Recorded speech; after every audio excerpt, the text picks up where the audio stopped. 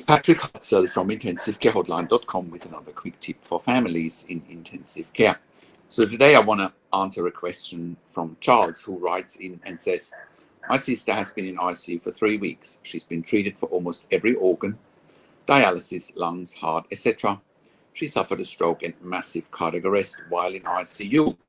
And after the induced coma, she was removed. She couldn't wake up. They performed a brain scan and found that her brain is swelling. Now they have informed the family that medically there's nothing they can do. They took her off everything except the ventilator. How long will she still be alive, and does the ventilator do any good? From Charles. Right. Thank you, Charles, for sharing your sister's situation with us. Now, I'll start with that the biggest challenge for families in intensive care is that they don't know what they don't know. They don't know what to look for, don't know what questions to ask, they don't know their rights, and they don't know how to manage doctors and nurses in intensive care. Why am I saying that?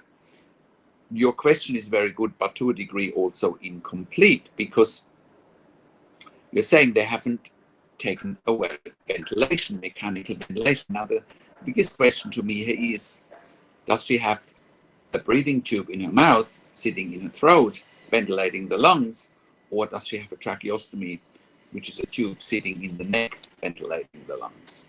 Big difference there. And that is really what might make or break your sister's future. So, if she does have a breathing tube, she will not be able to stay on that breathing tube forever, because it's simply an unsafe and unstable airway in the long run. Whereas performing a tracheostomy will give your sister time to wake up. Now, you didn't mention anything about irreversible brain damage. You mentioned that her brain is swelling, but you didn't mention anything about irreversible brain damage, which she may well have after a stroke, but you haven't shared that. Again, the devil is in the detail, and unless you really go down rabbit holes and look at medical records or talk to doctors and nurses directly, which is something we do, we talk to doctors and nurses directly, we look at medical records, you know, it's somewhat very incomplete information, right? What does it mean that her brain is swelling, right? Is irreversible brain damage, which is probably something they would have seen in the brain scan. You know, brain injured clients or patients, whether it's after a stroke, after a hypoxic brain injury, after a traumatic brain injury, can recover or improve over time. To what degree is very uncertain, you know.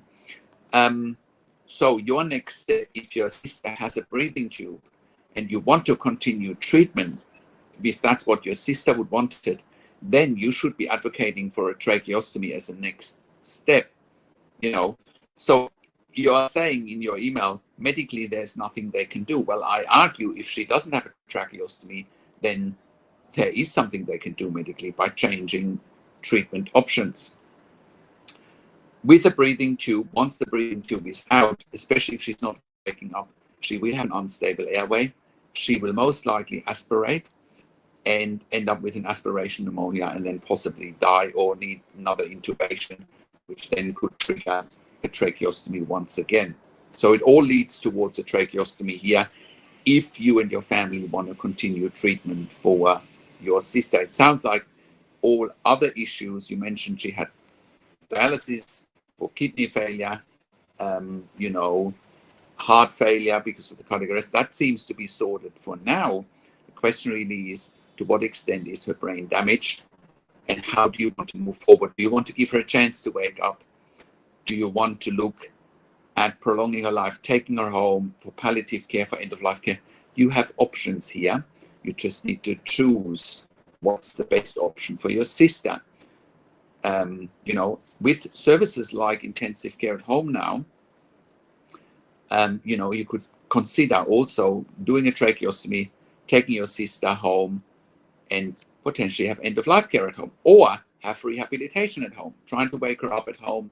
It's a much more conducive environment than an intensive care unit where it's loud, noisy, people talking 24/7, you know, take her home. Have a look at intensivecarehome.com for more information there in how we can help to take your sister home, right? With intensive care at home, we are currently operating all around Australia. We are an NDIS approved service provider, TAC in Victoria, ICare in New South Wales, NIISQ in Queensland, and the DVA, the Department of Veteran Affairs. We have also received funding from public hospitals and from the Department of Health directly. So, you know, that is a really viable option for you. But even if you're in the US or in the UK, you should contact us as well for intensive care at home. We can point you in the right direction one way or another. So I hope that explains, Charles, what your options are here. If you have a loved one in intensive care and you need help, go to intensivecarehotline.com, call us on one of the numbers on the top of our website, or simply send us an email to support@intensivecarehotline.com with your questions. Also, have a look at our membership for families in intensive care at intensivecaresupport.org. There you have access to me and my team 24 hours a day in a membership area and via email, and we answer all questions intensive care and intensive care at home related. Now, I also offer one-on-one consulting and advocacy for families in intensive care over the phone, via Zoom, via Skype, on WhatsApp, whichever medium works best for you. And I talk to doctors and nurses directly. I represent you in family meetings with intensive care teams. So you have someone on your team that speaks the intensive care language, which is critical, that you do have insights beyond what you're just observing visually or audibly. It's really breaking down the details, really understanding what else you need to look at, which then leads me to that we also do medical record reviews in real time to really interpret for you what's going on in real time and whether intensive care teams are really doing what's in the best interest for your critically ill loved one. So if you want a medical record review in real time and a second opinion, please contact us as well. We also review medical records after intensive care if you have unanswered questions, if you need closure, or if you're simply suspecting medical negligence, please contact us as well. Now, if you are finding my videos valuable, subscribe to my YouTube channel, click the like button, click the notification bell, share the video with your friends and families, and comment below what you want to see next or what questions and insights you have from this video. Thank you so much for watching. This is Patrick Hutzel from intensivecarehotline.com, and I will talk to you in a few days. Take care for now.